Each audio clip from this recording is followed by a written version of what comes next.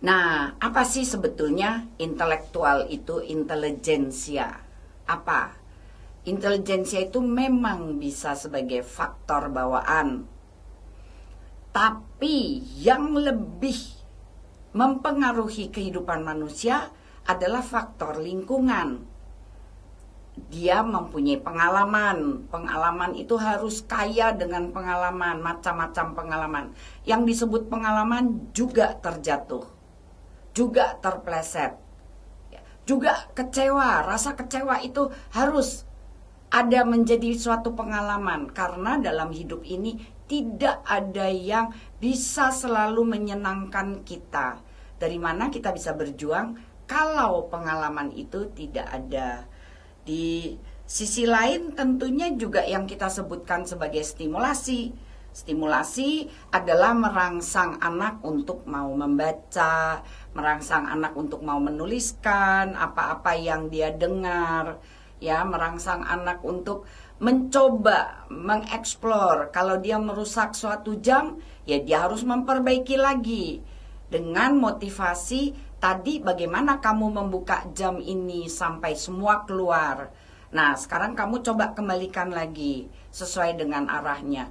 Bukan dimarahi. Kalau dimarahi ya sudah, anaknya ya sudah kesulitan untuk berpikir. Jadi untuk dia mengingat lagi bahwa roda-roda itu harus ditaruhnya di mana, dari marahnya orang tua saja dia sudah terblok pemikirannya. Ya, jadi sekali lagi proses belajar. Apa sih itu proses belajar? Ini pada anak usia 8 bulan. Bayi usia 8 bulan distimulus oleh orang tuanya untuk naik ke sebuah bukit.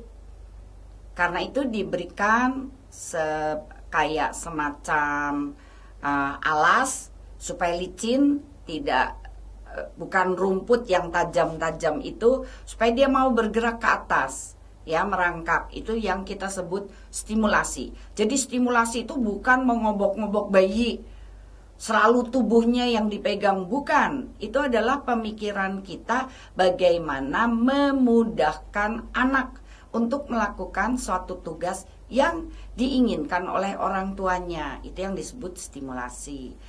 Dan si anak mulai mengeksplor karena dia suka.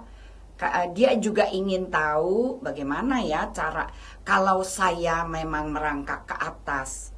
Apa yang saya dapatkan, apa yang bisa saya lihat, apa yang bisa saya masukkan mulut. Itu ya, biasanya memang orang tua Indonesia berhenti pada explore karena rasa takut, rasa cemas dari orang tua, juga dari pengasuh. Tentunya kalau pengasuh, ya, karena itu si bayi tidak mendapatkan rasa-rasa apa yang sudah dia coba. Kan itu suatu kebanggaan tersendiri bagi seorang anak, seorang manusia. Itu akan bangga kalau dia bisa mendapatkan sesuatu yang sebelumnya dia belum dapatkan. Nah, itu yang akan menjadi daya tangkap atau persepsi, ya. Di Indonesia selalu terbalik-balik kognisi dengan persepsi. Persepsi adalah daya tangkap. Jadi dia tahu, oh iya ya, bunga ternyata pinggirnya tipis, jadi bisa saya sobek, atau daun, atau bagaimana ranting-ranting itu semua akan dipersepsikan oleh anak. Biasanya seperti komputer, dia di-hide dulu. Nanti kalau dia membutuhkan pada waktu besar, dia akan ingat semua dan akan diambil kembali. Respons yang dia lakukan, misalnya mematahkan ranting, itu yang kita sebut kognisi. Dan itu yang kita sebut kelak intelijensia. Karena dia tahu, oh ya, ranting itu bisa dipatahkan. Tetapi kalau dia mengambil batang, maka batangnya tidak bisa dipatahkan karena lebih besar. Hal-hal seperti itu yang kita sebut kognisi. Itu yang kita sebut, oh iya, bayi ini kognisinya oke, kelak intelijensianya juga sangat baik. Ya, kita harus menyadari perubahan pendidikan pada abad ke-21 ini bukan hanya peran siswa, peran guru pun di sini bermain. peran guru, peran siswa, juga peran materi yang akan dipelajari. Ya, di sini anak boleh mencoret-coret karena tempat ini beda. Misalnya topi yang semacam ini tentunya berbeda dari kertas dibanding kertas, meskipun materi selanjutnya sama seperti dia menggambar di kertas. Dan ini akan merupakan suatu pengalaman tersendiri bagi anak-anak ya, karena kan beda, bentuknya beda. Kalau kertas itu rata, sedangkan ini dia mengerucut ke atas, itu tentunya beda. Dan guru harus memotivasi supaya tidak hanya pada satu titik saja yang diberikan warna, tetapi menyeluruh. Itu jadi kita tuh menggambarkan sebagai guru untuk mereka lebih berkreatif. Ya, berkreatif karena kita memberikan pengarahan hanya sesekali saja. Selanjutnya anak-anak bisa melanjutkan seperti apa yang dia pikirkan. Nah, itu adalah pendidikan abad ke-21. Jadi bukan textbook thinking, tetapi melalui hal-hal yang dia uji cobakan di luar kelas. Jadi sebetulnya bagaimana sih guru tuh harus mengajar di abad ke-21 ini? Ya, murid harus bisa banyak bertanya. Jadi bukan guru terus yang mengajar di depan. Kalau itu menurut saya justru malah kuliah yang seperti itu. Kalau kuliah boleh jadi hanya satu arah, hanya dosennya saja yang bercerita. Pada anak kecil tidak. Kita harus menghadap ke anak tersebut. Kita harus melihat matanya, kita harus melihat responsnya. Dengan demikian, dan kita harus membiarkan mereka bertanya. Jadi jangan, yang saya perhatikan di kelas, kamu nih nanya terus, dengarkan. Biasanya kan begitu. Jadi si anak itu tidak mendapatkan kesempatan, malah dibentak menjadi takut. Bagaimana dia bisa mengevolusi pola pikirnya? Ya, contoh di Indonesia itu banyak pejabat-pejabat yang memperlihatkan bahwa mereka sangat kaku dengan hal-hal yang untuk berpikir. Jadi mereka malas berpikir. Jadi mereka selalu bilang, ya itu kan sudah sesuai dengan undang-undang. Tapi tidak sesuai dengan logika yang lain. Itu ya yang saya maksud. Jadi evolusi pola pemikiran itu harus ada di abad yang sekarang, abad ke-21. Rasa keingintahuan diperkaya. Jangan, sudah belajar ini saja yang ada di papan tulis, yang ibu berikan. Gak usah nanya-nanya yang lain. Nah, itu juga selalu terjadi itu di Indonesia. Jadi rasa ingin tahu anak dimatikan. Ya. Pembelajaran dikembangkan. Jadi oke, nanti kita lihat lampu, digambarkan di situ lampu oleh bu gurunya. Yaitu lampu, tapi tidak diperlihatkan yang sesungguhnya. Menyalakan lampu, mematikan lampu, memutar lampu, membuka pada saat lampu itu sudah tidak berfungsi lagi. Hal-hal yang seperti itu harus dikembangkan. Bakat. Setiap anak mempunyai bakat yang berbeda-beda. Ya, memang itu nasibnya guru. Kalau anaknya 35, memang nasib guru harus selalu memperhatikan bakat dari ke-35 anak itu. Kepribadiannya mereka juga harus diperkaya. Jadi jangan selalu dia dicap sebagai anak nakal. Nobody is perfect. Ya, itu yang dilupakan oleh guru. Ya, yang saya pusing bahwa guru-guru di Indonesia pun terlalu kaku, terlalu textbook. Malah hal-hal yang seperti saya tuliskan di sini belum terjadi pada diri guru. Ya, pembelajarannya selalu di dalam kelas. Saya jarang melihat guru membawa sekelompok anak-anak di luar untuk mencari bunga-bunga yang berjatuhan. Bunga-bunga yang berjatuhan tidak selalu layu. Dari situ anak-anak bisa belajar. Daun-daun yang berjatuhan, bunga-bunga yang berjatuhan. Dari situ kita sudah bisa membuat banyak hal pada anak-anak, ya. Juga pelayanan, betul sekali. Pelayanan itu sangat kurang. Jadi kalau guru tidak pernah memberikan contoh bahwa dia sedang melayani anak-anaknya, murid-muridnya yang dihadapinya, selalu yang diperkenalkan adalah bagaimana kalau anak itu tidak patuh mendengar suara saya supaya dia patuh. Itu yang diperkenalkan. Tetapi tidak diperkenalkan budi yang baik, memuji anak, pun bila kemajuannya itu hanya seujung kuku. Itu anak-anak sangat membutuhkan itu. Itu mendidik perasaan nyaman. Pada saat anak nyaman, saya memperhatikan mereka tidak lagi agresif, juga tidak agresif kepada teman-temannya. Jadi action yang harus diperkenalkan adalah action tutur kata yang manis, tutur kata yang banyak memuji, tetapi harus tegas. Apa yang diperbolehkan dan apa yang tidak diperbolehkan. Disitulah kita bermain, menunjukkan pada anak, ya. Jadi memang kalau mempunyai anak yang istimewa di dalam kelas, tentunya guru harus mulai belajar mendeteksi.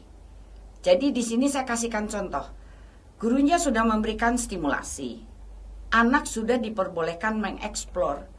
Tapi anak tersebut, anak istimewa, tetap tidak memahami.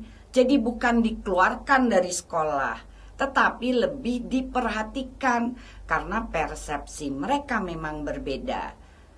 Tolonglah, cobalah dilihat dari mana perbedaan itu datangnya. Dari motoriknya kah? Karena dia misalnya duduk tidak lebih lama dari 2 menit. Pasti itu ada gangguan motorik.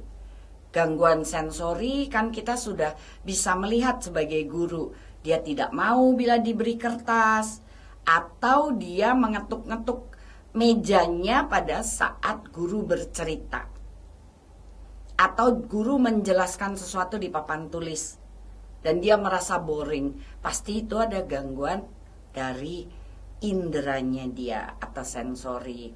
Karena itu memang hal-hal seperti itu perlu diketahui dan diberitahu kepada orang tuanya untuk dibawa ke tempat-tempat yang tepat untuk diterapikan, agar anak-anak seperti ini diterapikan. Tetapi kalau itu sekolah inklusi, maka seharusnya hal-hal tersebut bisa diberikan pelayanan yang tepat kepada anak tersebut. Karena memang ada waktunya di mana memang mereka belajar dari temannya. Ternyata temannya yang pandai itu bisa memberikan satu gambaran, satu contoh untuk dia melakukan lebih baik daripada sebelumnya. Tetapi tidak boleh dibandingkan, kamu lihat itu teman sebelah kamu yang duduk itu, dia patuh, dia itu akan memberikan emosi yang